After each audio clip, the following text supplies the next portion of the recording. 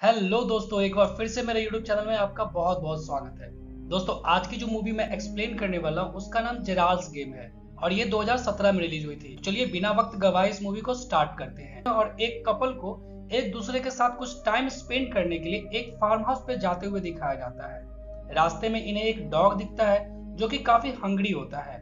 साथ ही रेडियो पर एक चोर से सावधान रहने की खबर भी आ रही होती है, लेकिन ये लोग इस न्यूज को इग्नोर करते हुए अपने फार्म हाउस पर पहुंच जाते हैं। लेकिन रास्ते में उस डॉग को भूखा देख करके जेस को बहुत बुरा लगता है, इसलिए ये अपने फार्म हाउस पे पहुंचने के बाद उस डॉग को मीट देने के लिए बुलाती है और वो डॉग चला भी आता है। लेकिन जेराल्ड के आते ही ये डॉग यहाँ से चला जाता है। फिर जेस और जेराल्ड अपना गेम शुरू करने के लिए तैयार होते हैं और जेस एक बहुत सुंदर सी ड्रेस जो कि बिल्कुल नई होती है उसको पहन करके बेड पर लेट जाती है। फिर जेराल्ड इसके हाथों को बेड के पिलर से हथकड़ियों में बांध देता है। फिर जेराल्ड यहाँ पर अपना गेम शुरू कर देता है, लेकिन अचानक ही जेराल्ड की एक बात जेस को बहुत बुरी लग जाती है, जिससे ये जेराल्ड को धक्का दे देती है और काफी अपसेट हो जाती है और खुद को ये जेराल्ड से खोलने के लिए भी कहती है। जेराल्ड का भी मूड काफी खराब हो जाता है, लेकिन कुछ ही देर के बाद ये फिर से अपना गेम शुरू कर देता है। लेकिन जेस जो कि काफी सहमी हुई होती है जेराल्ड को बार बार खोलने के लिए कहती है, लेकिन जेराल्ड इसे बिना खोले ही इसके साथ जबरदस्ती करने लगता है। फिर जेस इसके होठों को काट लेती है। तभी जेराल्ड को अचानक से दिल का दौरा पड़ता है, जिससे इसकी तुरंत ही मौत हो जाती है। जेस को यहाँ पर लग रहा है कि जेराल्ड उसके साथ मजाक कर रहा है, इसलिए जेस अपने ऊपर से इसको हटा करके बेड के नीचे गिरा देती है। लेकिन जेराल्ड फिर भी नहीं उठता, जिससे जेस पूरी तरह से घबरा जाती है। इसके बाद जेराल्ड के सर से खून निकलने लगता है, जिसे देख करके जेस हेल्प मांगने के लिए बहुत जोरों से चिल्लाती है और अपने हाथों को हथकड़ियों से खोलने की काफी कोशिश भी करती है। लेकिन ना तो इसकी यहाँ पर कोई आवाज सुनता है और ना ही ये अपने आप को खोल पाती है, क्योंकि इसके कॉटेज के आसपास दूर दूर तक कोई भी नहीं होता है। यानी कि अब इनका जो गेम जो कि बहुत ही मस्ती भरा था अब सीरियस गेम में बदल चुका है, जहाँ पर जेस इसी बेड में फंस गई है और इसकी यहाँ पर कोई भी हेल्प करने वाला नहीं है। अब जेस को इस बेड में बंधे हुए शाम हो जाती है, तभी से यहाँ पर किसी के होने का फील होता है और ये उससे हेल्प मांगने लगती है, लेकिन यहाँ पर कोई भी नहीं होता है। तभी जेस को अपने घर के दरवाजा खुलने की आवाज आती है, जिससे ये बहुत ज्यादा खुश हो जाती है, क्योंकि इसे लगता है कि इसके बच्चे यहाँ पर आ गए हैं। लेकिन यहाँ पर इसके बच्चे नहीं बल्कि वही रास्ते वाला डॉग होता है जिसे जेस ने मीट दिया था, और ये डॉग जेराल्ड के ब्लड को स्मेल करते हुए यहाँ पर आया है। ये डॉग अब जेराल्ड के खून को चाटने लगता है, जिसे जेस रोकने की काफी कोशिश करती है, लेकिन ये डॉग जेराल्ड के हाथों से एक मांस का टुकड़ा अलग करके उसे यहीं पर बैठ करके खाने लगता है, जिससे जेस बिल्कुल ही डर जाती है। तभी अचानक से जेराल्ड उड़ जाता है और जेस एक बार फिर से खुश हो जाती है, लेकिन तुरंत ही इसकी जो खुशी है वो गम में बदल जाती है, क्योंकि ये जेराल्ड नहीं बल्कि इसकी आत्मा होती है। यानी कि जेराल्ड की आत्मा जो कि असल में जेस के दिमाग की इमेजिनेशन है, इससे बातें करने लगती है और जेराल्ड इसे कहता है कि तुम जानती थी कि मैं मर चुका हूँ, इसके बावजूद भी तुम 5 घंटे तक इस बेड पे बंधी रही और अपने आप को खोलने की कोशिश भी नहीं की, जिससे तुमने 5 घंटे जो कि काफी कॉस्टली थे तुमने बर्बाद कर दी।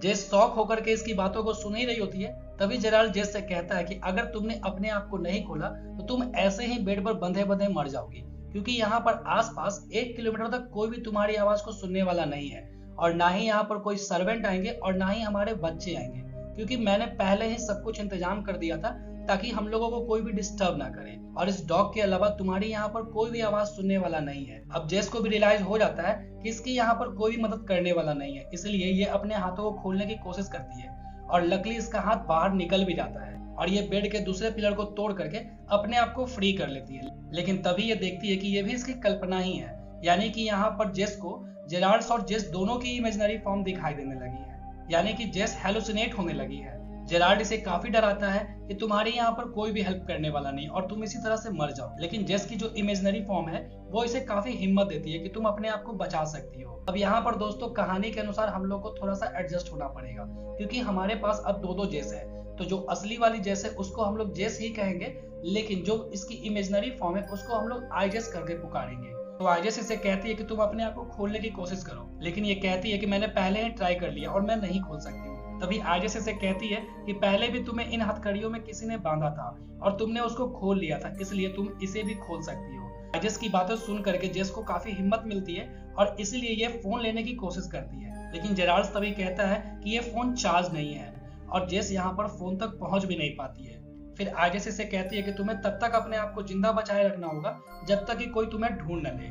जेस को इससे एक बार फिर से हिम्मत मिलती है, लेकिन इसे साथ साथ प्यास भी लगा होता है, तभी जेराल्ड इसे कहता है कि अगर तुम्हें पानी नहीं मिला तो तुम 3 दिन में ही प्यास से मर जाओगे। फिर जेस को याद आता है कि जेराल्ड ने अपनी मेडिसिन लेकर के पानी के ग्लास को बेड के ऊपर ही रखा होता है, यानी कि यहाँ पर जेराल्ड और आइजेस दोनों इसकी सरवाइव करने में मदद कर रहे हैं और एक तरह से इसकी हिम्मत को बढ़ा रहे हैं ताकि ये अपने आप को बचाने की कोशिश करते रहे। लेकिन इनका तरीका अलग होता है। जहाँ पर जेराल्ड इसको डराता है वहीं पर आइजेस इसको हिम्मत देती है। फिर जेस इस पानी के ग्लास को लेने की कोशिश करती है, लेकिन ऐसा करने से पानी का ग्लास गिर जाता है। इसलिए अब ये उस तख्ते के एक सिरे से ग्लास को दूसरी तरफ सरकाने लगती है और पानी का ग्लास इसके हाथों में चला आता है। अब जेस खुश होकर के पानी पीने के लिए अपना मुंह आगे बढ़ाती है, लेकिन ये पानी का ग्लास उस तक नहीं पहुंच पाता है। तभी आइजेस इसे कहती है कि पानी के ग्लास को किसी ऐसे जगह पर रख दो ताकि तुम वहां पर दोबारा आसानी से पहुंच सको। जेस ग्लास को फिर से ऊपर रख देती है। तभी जेराल्ड इसके ड्रेस की तारीफ करता है। इससे जेस को याद आता है कि इसने जो ड्रेस पहनी हुई है वो बिल्कुल नई नहीं है। इसका टैग भी इसने ऊपर तख्ते पर ही रखा हुआ है। फिर जेस उस टैग को लेकर के उसे पाइप की तरह मोड़ लेती है और पानी के ग्लास को लेकर के फाइनली ये पानी पी लेती है। फिर जेस इस उम्मीद के साथ सो जाती है कि कल कोई इसे जरूर बचा लेगा, लेकिन डॉग अचानक से इस घर के बाहर चला जाता है और भौंकने लगता है। तभी जेस की नींद खुल जाती है और इस कमरे में इसे एक साया दिखाई देता है। जेस इससे भी हेल्प मांगती है, लेकिन ये साया एक बहुत ही भयानक आदमी का होता है और ये उसे एक बॉक्स खोल करके दिखाता है जिसमें इंसानों की हड्डियां और ज्वेलरी रखी होती है। जेस को लगता है कि ये भी सिर्फ उसकी कल्पना ही है और ये कहते हुए अपनी आंखें बंद कर लेती है कि यू आर नॉट रियल। तभी जेराल्ड इसे कहता है कि हो भी सकता है और नहीं भी, यानी कि तुम यहाँ पर सेफ नहीं हो। जेस यहाँ पर शांत हो जाती है। तभी जेराल्ड नए कपड़े पहन करके इसे माउस कहता है, जिससे इसको अपने पिता की याद आती है, क्योंकि इसके पिता भी इसे माउस कहकर पुकारा करते थे। फिर जेस अपने बचपन की यादों में चली जाती है, जहाँ इसके पिता इसे काफी प्यार करते थे। लेकिन एक दिन सब कुछ बदल जाता है, क्योंकि इसके पिता ने इसके साथ, जब वो केवल 12 साल की थी, गंदी हरकत की थी, जिसे याद करके जेस की नींद खुल जाती है और अब सवेरा भी हो जाता है। आइजेस अभी भी यहीं पर होती है, जो इसे अपने हाथ पर चलाने को कहती है ताकि इसके शरीर में ब्लड सर्कुलेशन होता रहे। ये भी ऐसा ही करती है, लेकिन तभी जेराल्ड आ करके इसे अपने पिता के सपने के बारे में कहता है। जेस को इससे काफी दुख होता है। तभी आइजेस भी इसे ताना मारते हुए कहती है कि तुमने अपने पिता की वजह से ही अपने से उम्र दराज आदमी के साथ शादी की थी। दरअसल यहाँ पर ये दोनों ऐसा इसलिए कह रहे हैं ताकि जेस अपने कॉन्शियस माइंड में रहे और जेस अपने आप को बचाने के लिए कोशिश करते रहे। फिर जेराल्ड जेस को उस रात वाले आदमी को लेकर के भी डराता है, क्योंकि यहाँ फ्लोर पर एक आदमी के फुटप्रिंट भी होते हैं। तभी जेस को याद आता है कि बचपन में जब उसकी माँ ने उसे सूर्य ग्रहण के बारे में पूछा था तो इसने अपने हाथों से ही ग्लास को तोड़कर काट लिया था, क्योंकि ये वही दिन होता है जब उसके पिता ने उसको असॉल्ट किया था। दरअसल बचपन की यादों के द्वारा ये दोनों बताना चाहते हैं कि ये ग्लास को तोड़ करके यहाँ से बचकर निकल सकती है। तभी आइजेस इसे कहती है कि तुम्हारा इसमें बहुत खून निकलेगा, जिससे तुम मर भी सकती हो। जेराल्ड भी इसे ऐसा करने से मना करता है, लेकिन जेस कहती है कि जो होगा देखा जाएगा।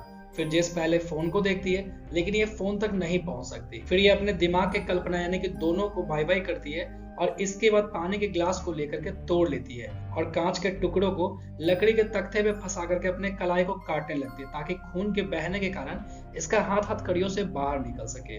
ऐसा करने में इसके हाथ की त्वचा पूरी तरह से निकल जाती है और इसकी हड्डियां दिखने लगती है, लेकिन किसी तरह से ये उस हथकड़ियों से अपने हाथ को निकाल भी लेती है। हथकड़ियों की चाबी भी बगल में ही रखी होती है, इसलिए ये अपने बेड को हथकड़ियों की चाबी तक खिसकाती है और अपने दूसरे हाथ को भी ये खोल लेती है, यानी कि ये अब आजाद हो गई है। और सबसे पहले खूब सारा पानी पीने के बाद अपने कलाई पर बैंडेज लगाती है, लेकिन काफी खून बह जाने के कारण ये बेहोश होकर के फर्श पर ही गिर जाती है। और जब ये उठती है तो इसे वही आदमी दिखाई देता है जो कि इसके कल्पना में आया करता था। जैसे अपनी वेडिंग रिंग को इस आदमी को दे करके यहाँ से निकल जाती है और अपने कार से यहाँ से जाने लगती है, लेकिन कार की पिछली सीट पर फिर से इसे वही आदमी दिखाई देता है। ये आदमी इसके कानों में माउस कहता है, जिससे जेस एकदम से घबरा जाती है और इसकी कार एक पेड़ से टकरा जाती है, लेकिन आसपास के लोग यहाँ पर पहुंच जाते हैं। फिर 6 महीने बाद का समय हमें दिखाया जाता है, जहाँ जेस अपने बचपन के रूप को एक चिट्ठी लिख रही है। तो इसके पिता ने जो इसके साथ किया था उसे आज तक इसने किसी को भी नहीं बताया है, और आज ये चिट्ठी लिख करके अपने अंदर के दुख को बाहर निकालना चाहती है। इंश्योरेंस वाले भी इधर जेराल्ड के इंश्योरेंस के पैसे इसे दे देते हैं और इन पैसों से ये एक फाउंडेशन स्टार्ट करती है, जिसके द्वारा ये अपने जैसे ही विक्टिम की मदद करती है और फिर ये नॉर्मल जिंदगी जीने लगती है। लेकिन आज भी हर एक रात को वही खतरनाक सा आदमी आकर के इसे डराता है। जेस को ये सब उसका वहम लगता है और पुलिस को भी वहां पर कुछ भी नहीं मिला होता है। लेकिन इसकी वेडिंग रिंग भी जो कि उसने उस आदमी को दे दी थी वो भी अभी तक नहीं मिल पाई थी। फिर एक दिन न्यूज़पेपर में उस आदमी के बारे में न्यूज आता है जिसमें लिखा होता है कि उसे एक बीमारी होने के कारण उसका शरीर भयानक हो गया था और वह एक सीरियल किलर भी है जो कि लोगों के हाथ नाक कान को काट करके ज्वेलरी को इकट्ठा करता है और आदमियों के चेहरे को वो काट करके खाता है, जबकि औरत को ये कुछ भी नहीं करता है। और इसीलिए यहाँ पर हमें समझ में आ जाता है कि जेस को इसने क्यों कुछ नहीं किया था, जबकि जेराल्ड का चेहरा इसने आधा खा लिया था। फिर कोर्ट में इस आदमी पर केस चल रहा होता है, तभी जेस यहाँ पर आती है और ये आदमी इससे कहता है कि यू आर नॉट रियल, यानी कि यहाँ पर इस सेंटेंस के द्वारा ये इसे बताना चाहता है कि वह हर एक रात को वाकई में जेस के पास आता था, यानी कि ये जेस का वहम नहीं बल्कि रियल था। लेकिन जेस इसके आंखों में आंखें डाल कर कहती है कि तुम मेरे उम्मीद से ज्यादा छोटे निकले, और ये कह करके ये यहाँ से चली जाती है और इसी के साथ ये मूवी यहीं पर खत्म हो जाती है।